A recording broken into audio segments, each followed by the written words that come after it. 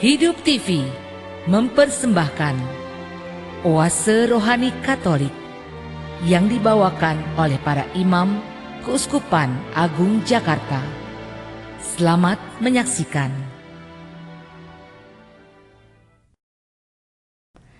Salam damai dan salam jumpa sahabat Oase Rohani Katolik yang terkasih. Bagaimana kabar Anda di hari ini? Semoga Anda dalam keadaan sukacita dan juga dalam keadaan baik-baik. Dan bersama dengan saya Patricia Elsa pada pekan biasa ke-6. Saya sudah bersama dengan Romo BS Mardiatmojo SJ yang akrab kita sapa dengan Romo Mardi. Romo, salam jumpa, apa kabar? Baik, terima kasih. Selamat jumpa kembali. Iya, sehat ya Romo? Sehat, Iya. selalu sehat. Puji Tuhan. Baiklah, kita awali acara Oase Rohani Katolik dengan doa bersama dengan Romo Mardi. Dalam nama Bapa dan Putra dan Roh Kudus. Amin. Amin. Allah, Aba, Bapa kami bersyukur bahwa Engkau menghadiahkan kepada kami anak-Mu sendiri, Sang Sabda. Kami ingin lebih berkenalan dengan Sang Sabda. Oleh sebab itu, kami percaya bahwa Bapa akan rela mengaruniakan kepada kami Roh-Mu agar kami mampu untuk memahami Sang Sabda, baik secara lahiriah maupun secara batiniah, baik dari sudut kata-katanya maupun sampai ke dalam hati. Kami mempercayakan percakapan-percakapan kami ke dalam tangan cinta-Mu, supaya kami mampu menangkap cinta-Mu dalam Kristus Tuhan dan pengantara kami. Amin. Amin.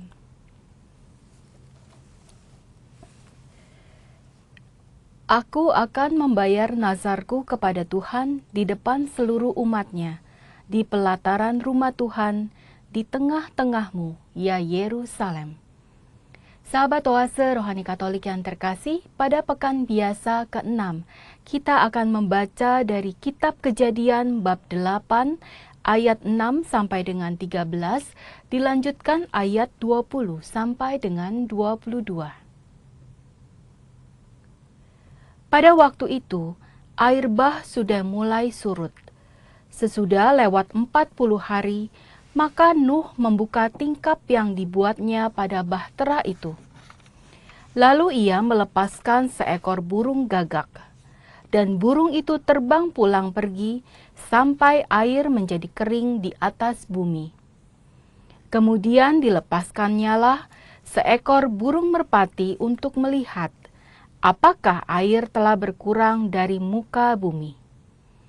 Tetapi burung merpati itu tidak mendapat tumpuan kaki, dan pulanglah ia kembali mendapatkan Nuh ke dalam bahtera, karena di seluruh bumi masih ada air. Lalu Nuh mengulurkan tangannya, ditangkapnya burung itu dan dibawanya masuk ke dalam bahtera. Ia menunggu 7 hari lagi, kemudian dilepaskannya pula burung merpati itu. Menjelang waktu senja, pulanglah burung merpati itu mendapatkan Nuh, dan pada paruhnya dibawanya sehelai daun zaitun yang segar. Dari situlah diketahui Nuh bahwa air telah berkurang dari atas bumi. Selanjutnya ditunggunya pula 7 hari lagi, kemudian dilepaskannya burung merpati itu. Tetapi burung itu tidak kembali lagi kepadanya. Maka pada tahun ke-601, dalam bulan pertama, pada tanggal 1 bulan itu, sudah keringlah air dari atas bumi. Kemudian Nuh membuka tutup bahtera itu, dan melihat-lihat, ternyatalah muka bumi sudah mulai kering. Lalu Nuh mendirikan mezbah bagi Tuhan. Dari segala binatang yang tidak haram dan dari segala burung yang tidak haram, Diambilnyalah beberapa ekor, lalu ia mempersembahkan kurban bakaran di atas mezbah itu. Ketika Tuhan mencium persembahan yang harum itu, bersabdalah Tuhan dalam hatinya, "Aku takkan mengutuk bumi ini lagi karena manusia, sekalipun yang ditimbulkan hatinya adalah jahat dari sejak kecilnya. Aku takkan membinasakan lagi segala yang hidup seperti yang telah kulakukan. Selama bumi masih ada, takkan berhenti-henti musim menabur dan menuai, dingin dan panas, kemarau dan hujan, siang dan malam." Demikianlah sabda Tuhan. Syukur kepada Allah. Marilah kita tanggapi dengan Mazmur tanggapan. Aku akan mempersembahkan kurban syukur kepadamu ya Tuhan. Aku akan mempersembahkan kurban syukur kepadamu ya Tuhan. Bagaimana akan kubalas kepada Tuhan segala kebaikannya kepadaku? Aku akan mengangkat piala keselamatan dan akan menyerukan nama Tuhan. Aku akan mempersembahkan kurban syukur kepadamu ya Tuhan. Aku akan membayar nazarku kepada Tuhan di depan seluruh umatnya. Sungguh berhargalah di mata Tuhan kematian semua orang yang dikasihinya. Aku akan mempersembahkan kurban syukur kepadamu ya Tuhan. Aku akan membayar nazarku kepada Tuhan di depan seluruh umatnya, di pelataran rumah Tuhan, di tengah-tengahmu, ya Yerusalem. Aku akan mempersembahkan kurban syukur kepadamu ya Tuhan. Sahabat Oase Rohani Katolik yang terkasih, mari kita siapkan hati, kita akan mendengarkan Injil Yesus Kristus menurut Markus, bab 8, ayat 22 sampai dengan 26.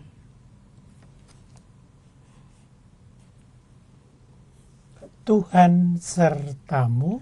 Dan sertamu juga. Kita dengarkan Injil Yesus Kristus menurut Markus.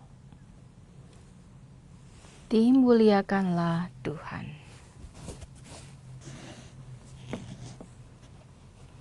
Pada suatu hari, Yesus dan murid-muridnya tiba di Betsaida.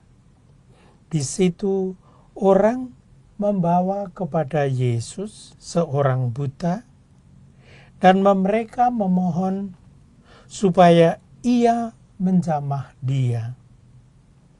Yesus lalu memegang tangan orang buta itu dan membawa dia keluar kampung.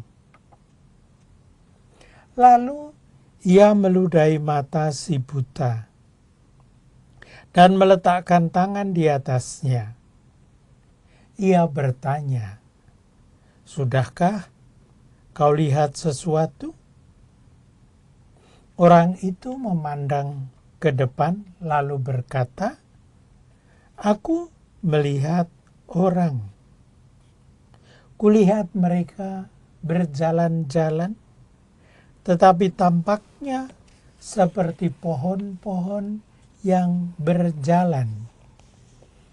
Yesus kemudian meletakkan tangannya lagi pada mata orang itu. Maka orang itu sungguh-sungguh melihat dan telah sembuh, sehingga ia dapat melihat segala sesuatu dengan jelas. Sesudah itu, Yesus menyuruh dia pulang ke rumahnya dan berkata, "Jangan masuk ke kampung." Demikianlah Injil Tuhan. Terpujilah Kristus. Terima kasih Romo Mardi untuk bacaan Injilnya. Kembali. Dan sahabat Oase Rohani Katolik yang terkasih, pada pekan biasa ke-6 ini kita sudah mendengarkan 2 bacaan. Dan sekarang Romo Mardi akan memberikan inspirasi pewartaan kepada kita semua. Romo, silakan. Terima kasih. Saya membagi 3. Ya. Bagian yang pertama pendek, namun bukan tidak penting. Bagian yang pertama itu berkaitan dengan antifon pembuka yang tadi dibaca. Aku akan membayar nazarku kepada Tuhan di depan seluruh umat-Nya, di pelataran rumah Tuhan, di tengah-tengahmu, ya Yerusalem. Para saudari dan saudara sekalian, saya kira kebanyakan di antara Anda sudah tahu bahwa dalam Kenisah doa-doa disampaikan oleh imam, dan kalau itu suatu doa yang sangat resmi dan penting, maka itu didoakan dalam bagian Kenisah yang paling dalam.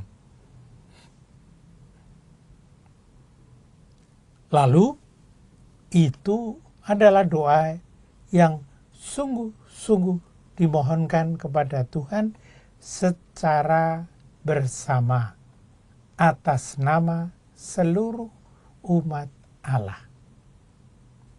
Sekarang mari kita ingat, tadi dikatakan oleh Daud dari Mazmur 116 ayat 18 sampai 19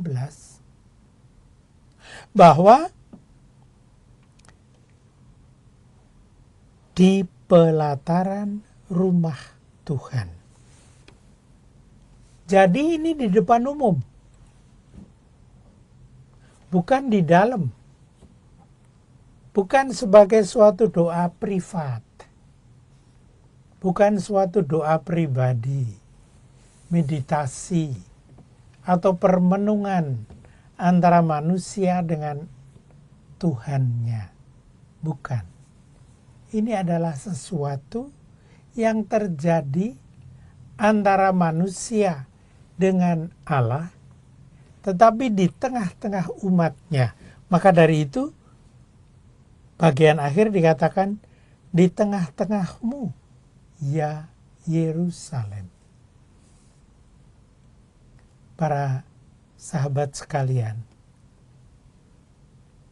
dalam bacaan yang singkat tadi, yang berasal dari Nabi Daud, Mazmur 116,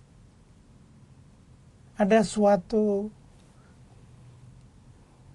keadaan dan suatu tindakan yang berupa doa, akan tetapi bukan doa privat, bukan doa yang disampaikan secara sendiri seorang manusia, melainkan di tengah-tengah jemaat, di tengah-tengah umat. Kita tahu bahwa doa pribadi itu sangat penting, bahwa kita mencoba untuk kontak dengan Tuhan secara personal dan privat.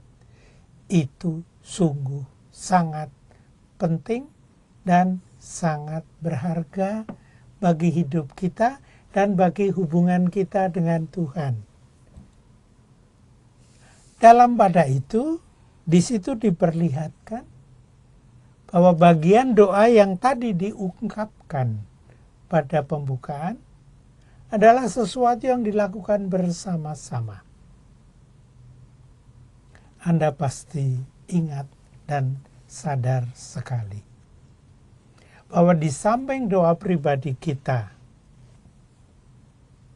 entah waktu suka, entah waktu duka, entah menjelang tidur, entah sesudah bangun tidur, entah sebelum makan, entah sesudah makan, banyak sekali tindakan doa yang kita lakukan dalam kehidupan privat kita. Kadang-kadang kita juga mengambil bagian dari Alkitab, lalu itu mendorong kita untuk melakukan doa pribadi kepada Tuhan. Kita bilang dalam meditasi, dalam kontemplasi, kita berdoa syukur, kita berdoa pujian, kita mendoakan permohonan kita kepada Tuhan. Itu bagus, itu baik, itu tepat. Namun, di dalam Perjanjian Lama maupun dalam Perjanjian Baru dan sampai sekarang, umat Allah tidak jarang melakukan doa bersama. Doa yang tidak sendirian di kamar, tidak sendirian dalam keheningan batin kita kepada Tuhan, tapi kita doakan bersama dengan keluarga, kita doakan bersama dengan lingkungan, wilayah, kita doakan bersama dengan gereja, entah dalam arti paroki, entah dalam arti keuskupan, entah gereja semesta, gereja universal. Itu pun sesuatu yang sangat berharga dan sangat penting. Mengapa? Karena kita berdoa memang dalam kesatuan dengan seluruh gereja semesta, gereja universal. Kita menyembah Tuhan, kita berbakti kepada Tuhan, kita menyampaikan pujian, dan kita menyampaikan permohonan kita, serta bersyukur kepada Tuhan dalam kebersamaan. Kedua-duanya sangat berharga dan perlu untuk sering kita lakukan. Para sahabat sekalian, itu tadi adalah bagian pertama yang ingin saya garis bawahi dalam awal pertemuan renungan kita hari ini. Sekarang yang kedua, itu adalah gugus yang kedua yang berasal dari kitab Kejadian bab 8. Ini suatu peristiwa yang sangat penting dalam sejarah umat manusia. Kita tahu, kita ingat, semua dari kita tahu bagaimana dosa telah menyebabkan Adam dan Hawa harus keluar dari Taman Firdaus. Kita tahu bahwa sesudah itu terjadi banyak sekali pertengkaran dan perselisihan, kejahatan di antara kita, dan banyak sekali dosa. Kita ingat Kain dan Abel. Kita ingat banyak peristiwa yang menunjukkan bagaimana sebetulnya penolakan Adam dan Hawa untuk taat kepada Allah sudah menyebabkan kita jatuh dalam dosa yang terus-menerus akan kita warisi, yaitu kecenderungan untuk mencari yang bukan Tuhan dan lalu menyembahnya seakan-akan itu adalah Tuhan. Penyembahan berhala dan segala macam kejahatan akan menurunkan banyak sekali dosa. Salah satu dari dampaknya adalah kejelekan, keburukan, malapetaka yang ada di dunia. Dan kita tahu dari dulu sampai sekarang, dengan berbagai macam istilah yang kita punyai, salah satu bahaya adalah banjir. Kita kenal tsunami, kita kenal berbagai jenis banjir, banjir bandang dan sebagainya. Itu semua adalah malapetaka dan kita dengar dari Perjanjian Lama bahwa Nuh dan keluarganya harus diselamatkan oleh Tuhan dengan membangun kapal yang khusus.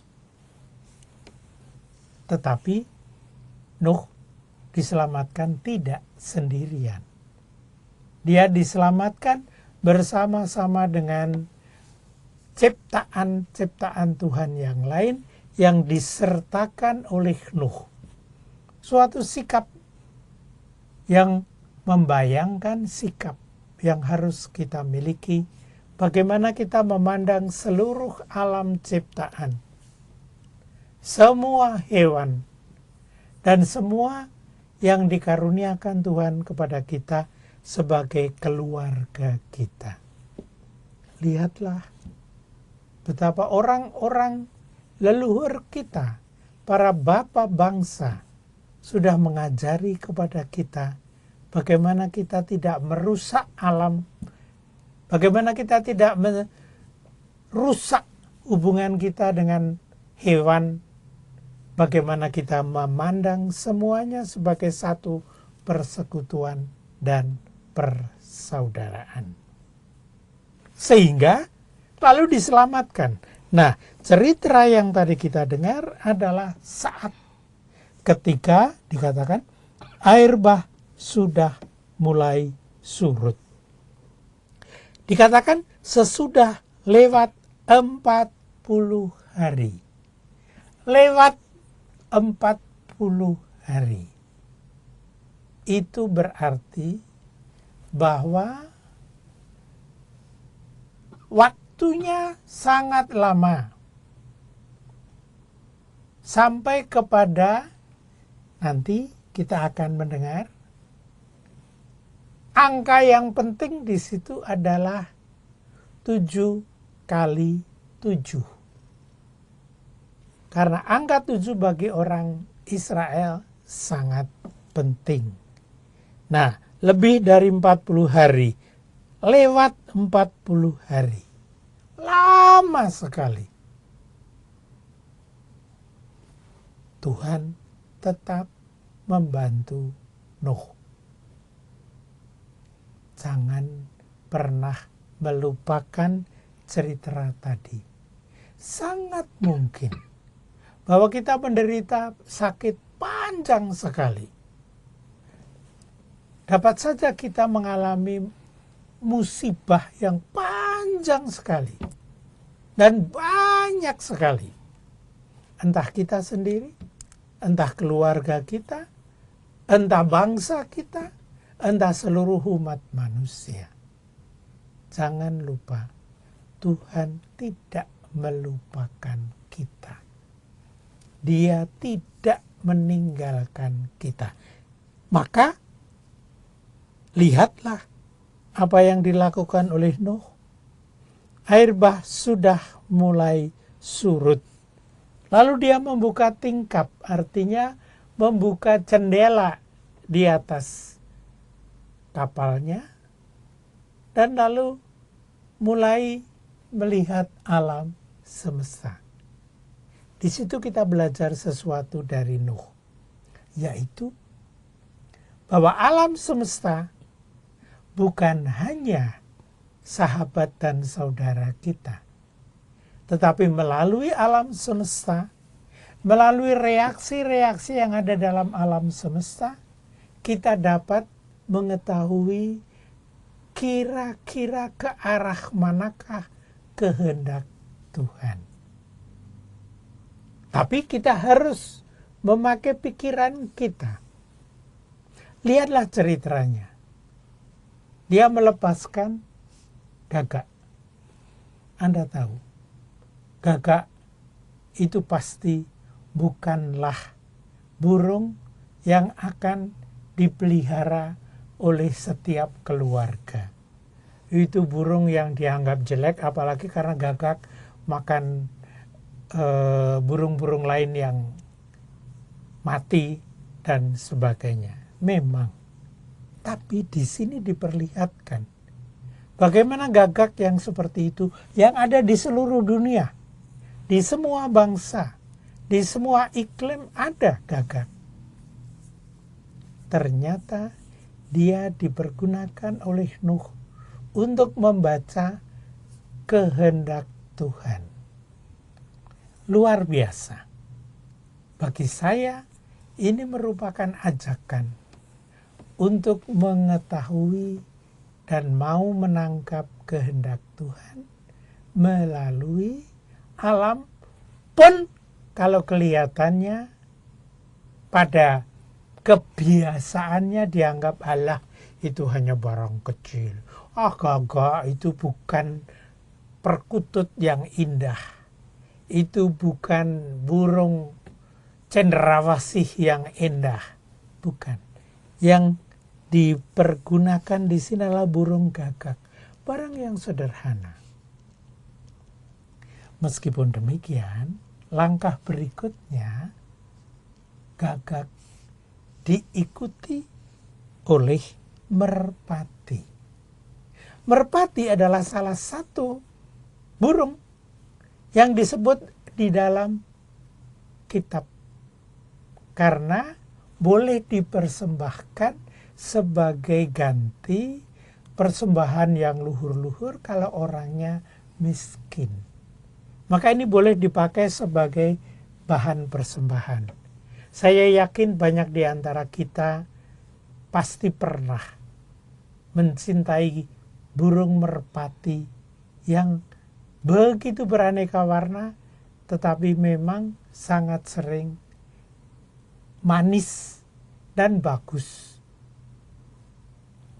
Saya masih ingat waktu kecil, saya punya banyak sekali merpati dengan beraneka jenis merpati. Dan karena itu membuat saya kerasan melihat alam semesta di sekitar dengan merpati-merpati saya. Barangkali Anda juga ada yang mengalami itu. Oleh sebab itu, kita mendapat pelajaran dari Nuh di sini. Burung yang sepele, gagak, burung yang indah, yaitu merpati, adalah sarana untuk mengetahui kehendak Tuhan. Para saudari dan saudara sekalian, dari sana, dari reaksi itu, kelihatan bagaimana merpati mendapat pohon yang kecil, dibawa pulang, itu tanda bahwa ada hidup. Tidak hanya hewan, tapi tumbuh-tumbuhan sudah mulai hidup. Melalui situ, sekali lagi ada berita gembira dari Allah, yaitu bumi sudah membaik.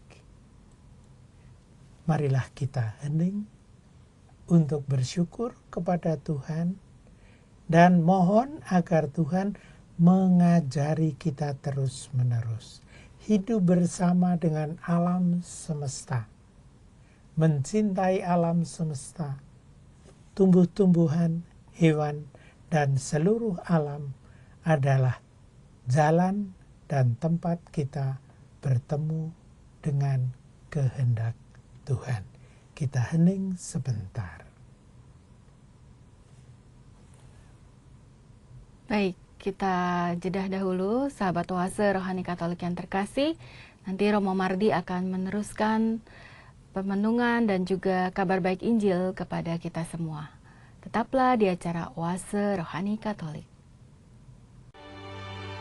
Hidup TV mempersembahkan Oase Rohani Katolik yang dibawakan oleh para imam Keuskupan Agung Jakarta. Selamat menyaksikan. Terima kasih Anda masih bersama dengan kami, sahabat Oase Rohani Katolik yang terkasih, masih dengan Romo BS Mardi Atmojo SC dan saya Patricia Elsa. Dan tadi pada sesi awal, Romo sudah membahas tentang antifon pembuka dari Mazmur 116 dan juga dari Kitab Kejadian bab 8 ayat 6 sampai dengan 13, dilanjutkan ayat 20 sampai dengan 22. Romo, tadi kita masih seru sekali membahas tentang bacaan pertama, Romo. Apakah ada lagi yang dapat Romo sampaikan? Tadi kita baru bicara tentang burung gagak, terus burung merpati, dan juga bagaimana penyertaan Tuhan kepada seluruh umat manusia. Kita pindah saja ke bab yang berikut, yaitu mengenai Injil. Oke. Karena itu pun erat berkaitan dengan yang pertama. Mengapa? Injil menunjukkan Yesus. Putra manusia ini melakukan hal yang erat sekali berkaitan dengan bagian akhir dari bacaan yang pertama kitab Kejadian tadi. Sebab Yesus pada bacaan yang kedua pada Markus menunjukkan bagaimana hatinya tersentuh, tergerak oleh orang yang berduka cita. Karena apa? Karena buta. Saya dapat membayangkan bahwa banyak di antara kita akan merasa sedih sekali apabila kehilangan indera penglihatan. Bahkan kalau kita merasa kurang jelas melihat, itu udah nggak enak. Saya masih ingat menjelang saya ujian SMA dulu, saya disuruh melihat kalender oleh kakak saya, dan saya nggak bisa melihat. Lalu disuruh ke toko dan dokter kacamata. Kami di Jogja dulu mempunyai dokter kacamata yang hebat. Dan lalu punyai kacamata baru. Kurang jelas saja, nggak enak. Apalagi kalau sama sekali nggak bisa melihat. Anda bisa membayangkan orang buta ini. Namun, kita jangan lupa, orang buta adalah orang, manusia. Maka Yesus mencintai orang buta itu. Artinya apa? Para sahabat sekalian, marilah kita memberi perhatian dan cinta yang tulus kepada orang-orang yang karena sesuatu dan lain hal kehilangan kemampuan untuk menggunakan inderanya. Bisa sulit melihat, seperti tadi sulit melihat, dan barangkali malah sungguh tidak melihat.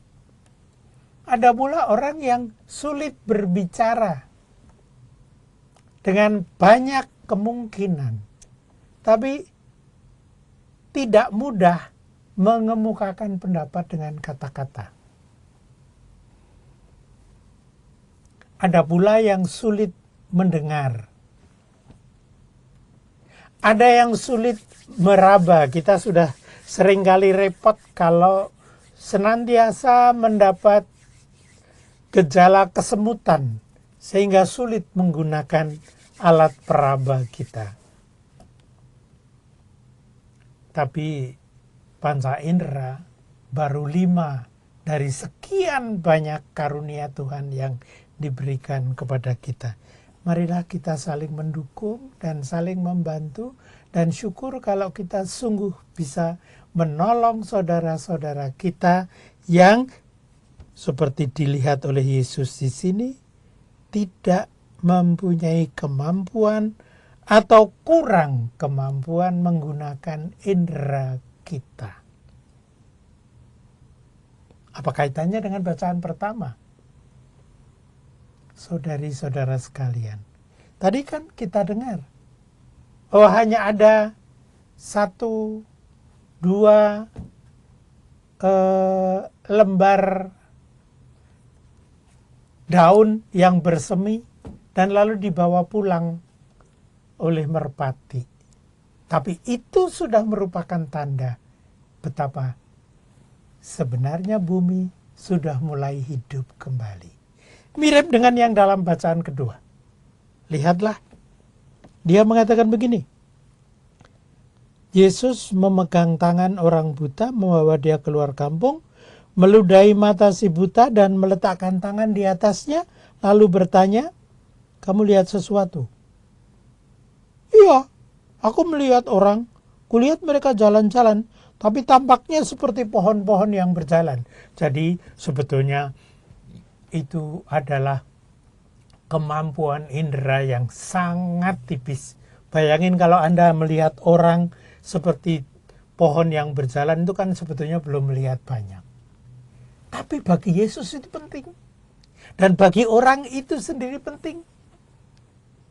Bahwa nampak sekali bagaimanakah ada perkembangan dari sama sekali nggak melihat sampai kepada melihat yang agak samar-samar.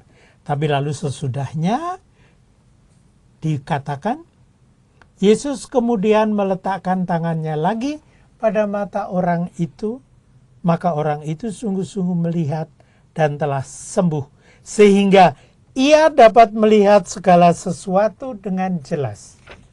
Ada pertumbuhan dan perkembangan. Tapi bahkan sebelum bisa melihat dengan jelas, Yesus sudah penuh perhatian kepada orang itu. Anda mendengar kata-kataku? Perhatian. Perhatian.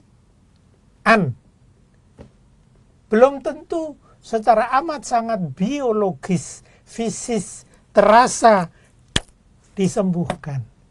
Tapi hati memberi perhatian kepada saudara yang sakit dan yang tidak dapat menggunakan indera dengan utuh dan penuh. Kenapa? Bagaimanapun juga semua adalah pemberian Tuhan. Betapapun sederhana kemampuan penglihatan, pendengaran, suara, semua karunia Tuhan.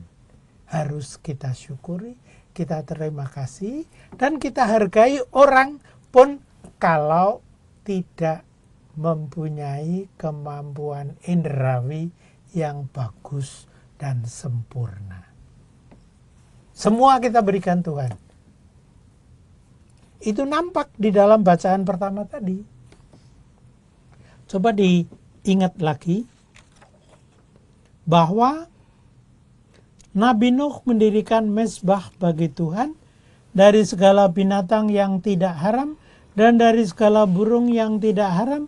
Diambilnyalah beberapa ekor, lalu ia mempersembahkan korban bakaran di atas mezbah itu. Semua yang dikaruniakan Tuhan, kita syukuri, kita kembalikan kepada Tuhan. Tak satu pun itu tidak benar dan tidak baik.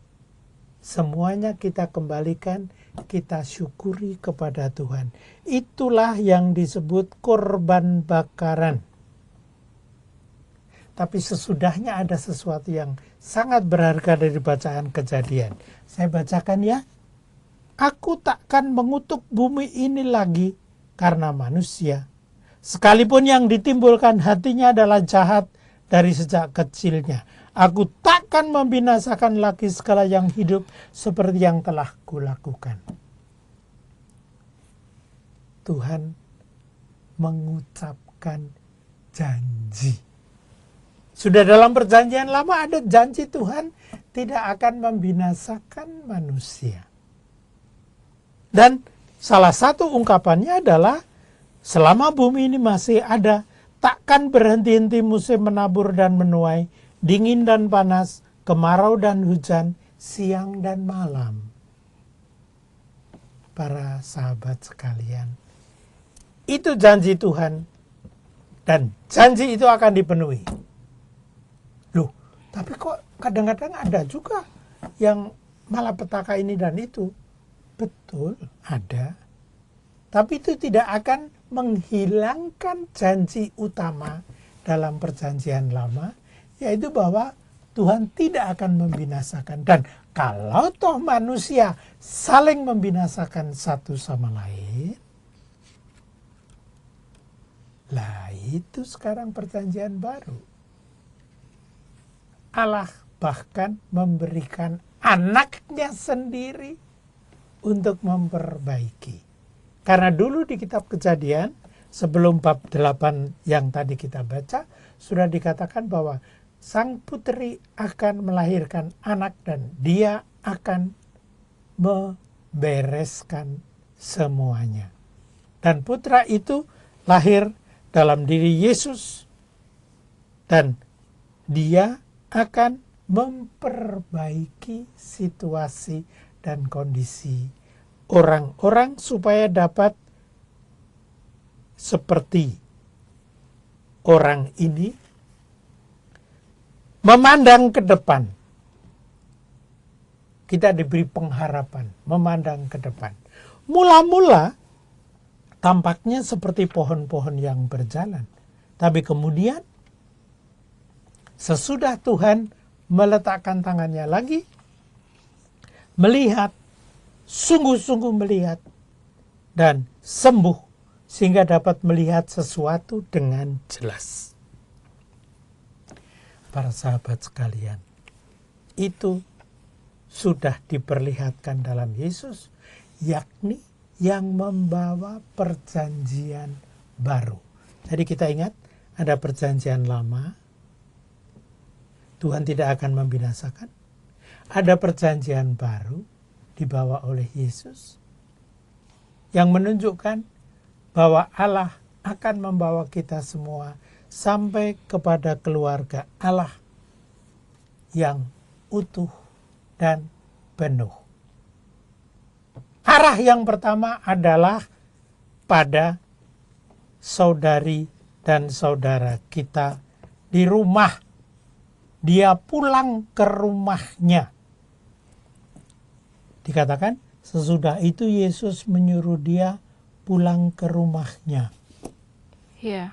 Itu berarti bahwa keluarga kita merupakan bagian yang sangat penting dalam kita mengalami sentuhan Tuhan, jamahan Tuhan. Ini bukan sesuatu yang sepele, bukan.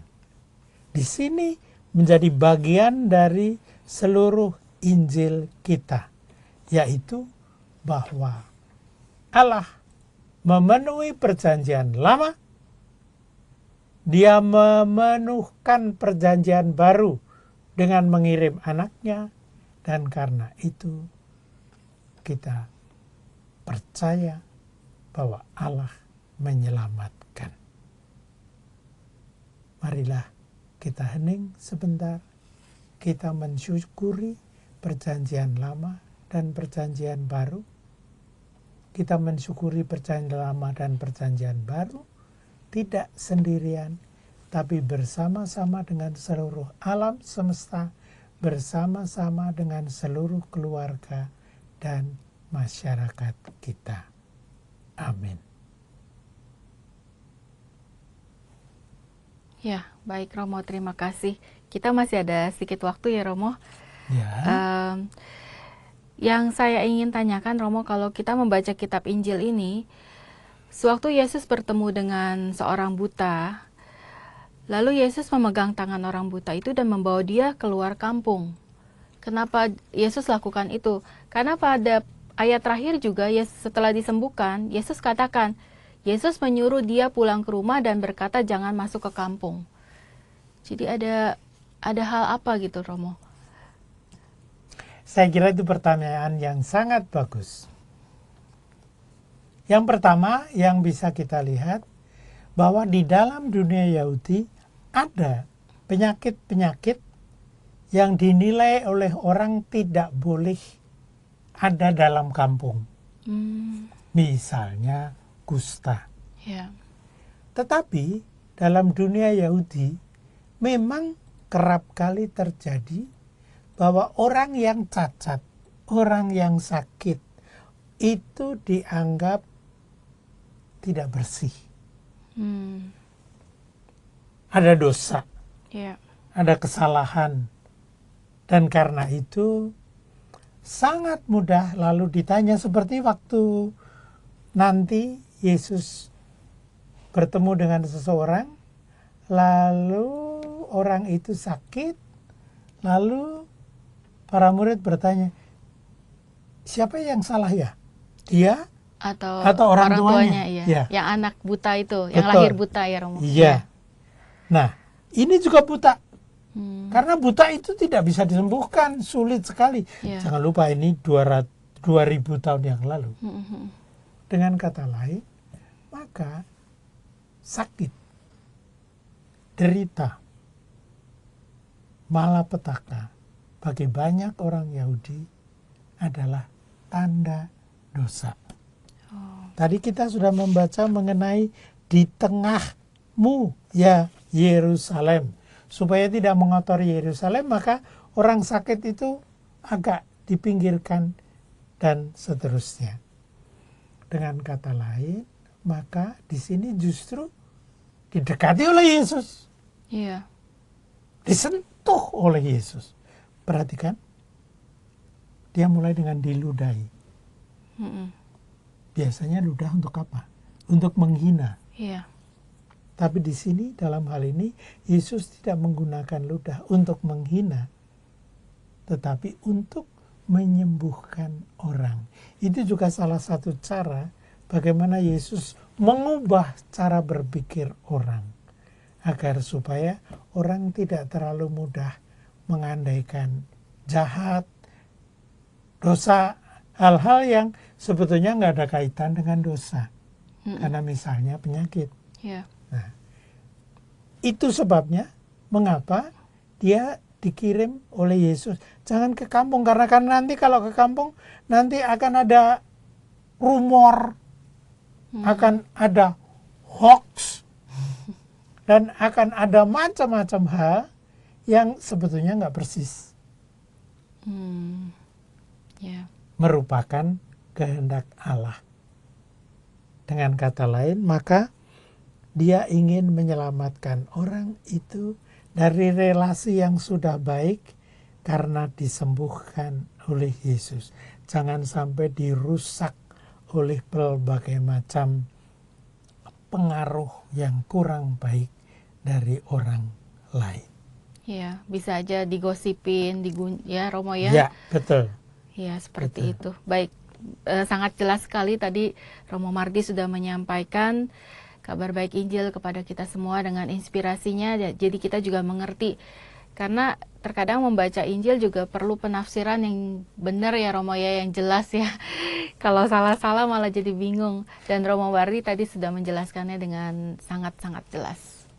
Terima kasih. Baik Romo, kita akan akhiri acara Oase Rohani Katolik ini. Dan sebelumnya kita akan memohon doa dan berkat melalui Romo Mardi. Dalam nama Bapa dan Putra dan Roh Kudus. Amin. Allah, Aba, Bapa kami bersyukur bahwa Engkau telah menciptakan kami bersama dengan seluruh alam semesta, bersama dengan seluruh hewan dan tumbuh-tumbuhan yang ada di sekitar kami, yang semuanya merupakan tanda-tanda kehendak-Mu dan bahkan tanda-tanda cinta-Mu. Kuatkanlah pertumbuhan iman kami, sehingga menangkap kasih-Mu dalam alam semesta, tumbuh-tumbuhan, hewan, dan seluruh diri kami, serta sesama kami. Berilah kami dapat membawa cinta kasih bagi saudara-saudara yang mungkin karena sesuatu dan lain hal tidak dapat menggunakan inderanya atau tubuhnya sesuai dengan kehendaknya maupun keinginannya. Kami mohon berkat-Mu juga untuk mereka yang sakit biasa, sakit berat, sakit terminal. Tolonglah mereka-mereka yang sedang dioperasi.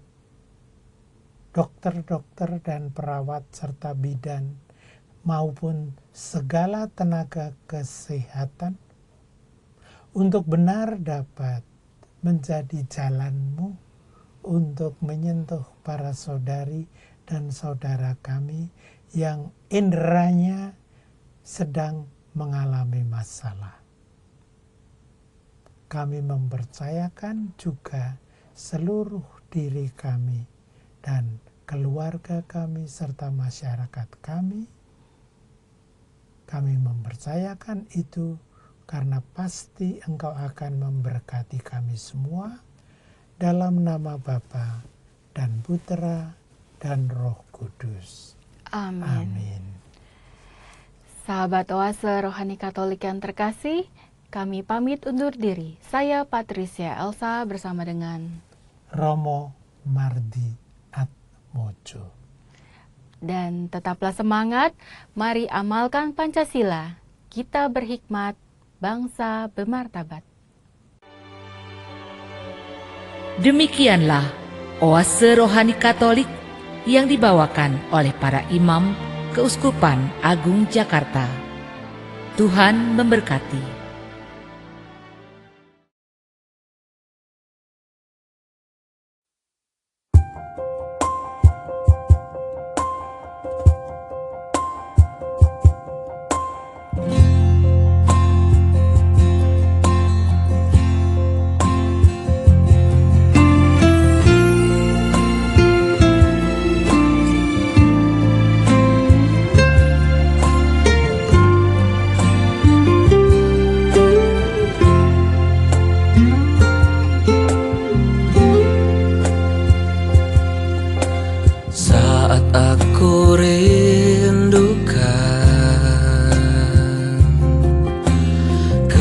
kehadiran-Mu Tuhan,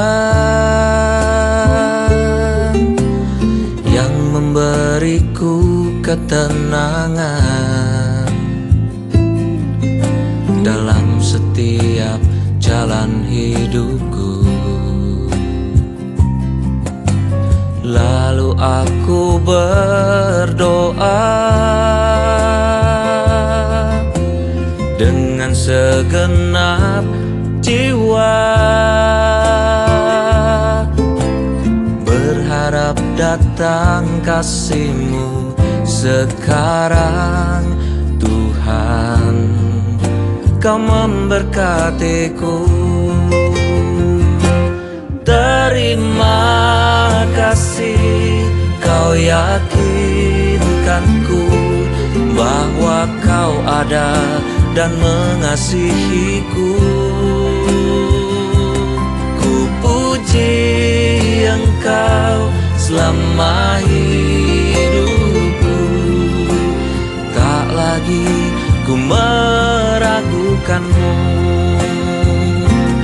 Terima kasih, Kau yakinkanku bahwa Kau ada dan mengasihiku. Ku puji Engkau selama hidupku, tak lagi ku meragukan-Mu.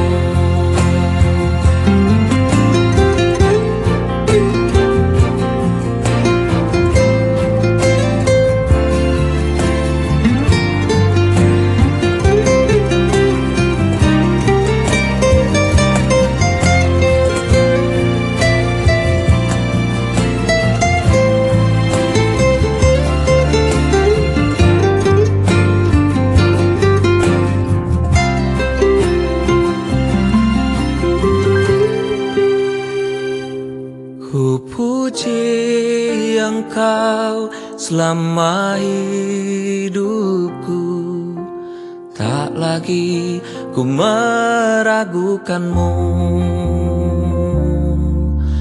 tak lagi ku meragukan-Mu.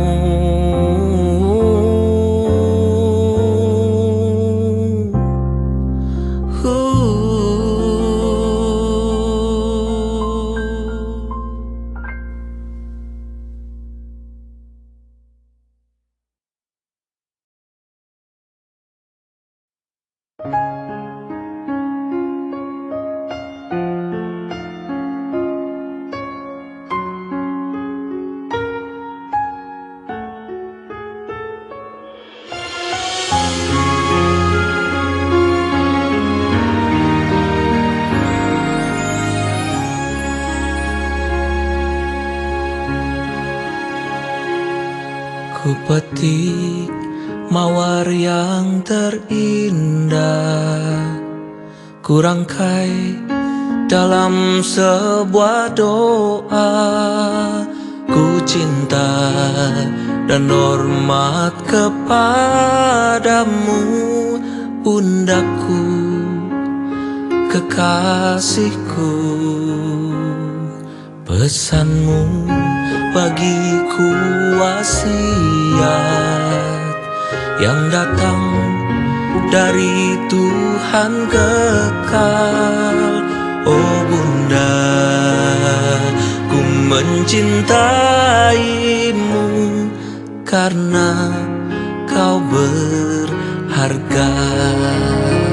Oh Bunda perkasa mulia, ku belajar dari imanmu yang teguh. Oh Bunda mulia, perkasa, sembah baktiku untukmu.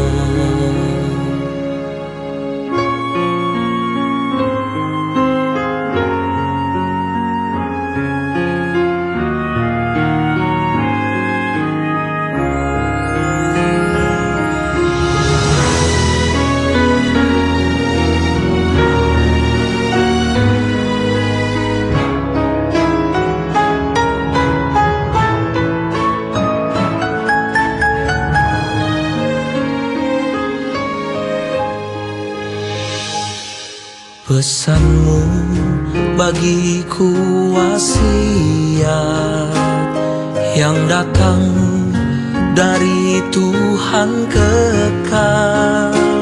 Oh Bunda, ku mencintaimu karena kau berharga. Oh Bunda perkasa mulia,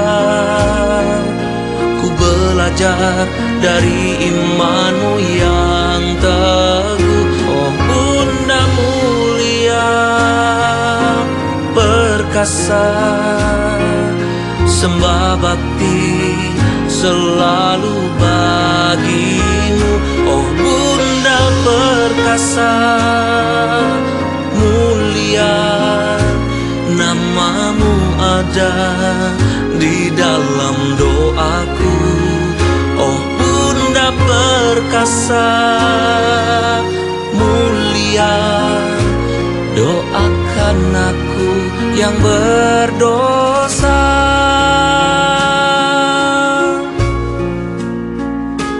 Doakan aku yang berdosa.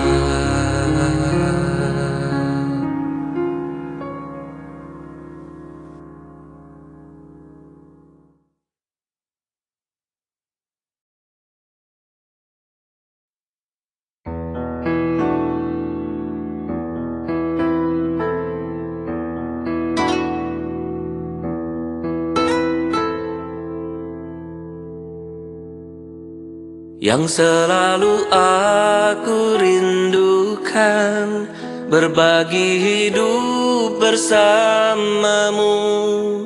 Takkan pernah terpikirkan